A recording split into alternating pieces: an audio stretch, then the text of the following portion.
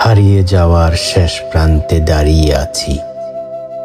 ভেতরের মানচিত্রটা এখন পুরোপুরি মুছে গেছে। চেনা শহরটা আজ অচেনা মরুভূমি মনে হয়। নিজের ছায়াটাও যেন রোদে পুড়তে পুড়তে ক্লান্ত। এখন আর কোথাও পৌঁছানোর কোনো তাগিদ নেই। ভেঙে পড়া দেয়ালগুলো আর জোড়া লাগাতে চাই না। সব জেদ আর অভিমান আজ নিস্তেজ হয়ে গেছে। কিনারায় দাঁড়িয়ে দেখেছি শূন্যতার আসল রূপটা।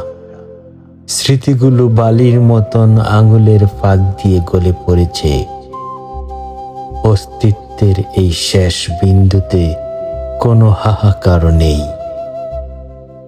নিঃশব্দে হারিয়ে যাওয়াই এখন সবচেয়ে বড় মুক্তি।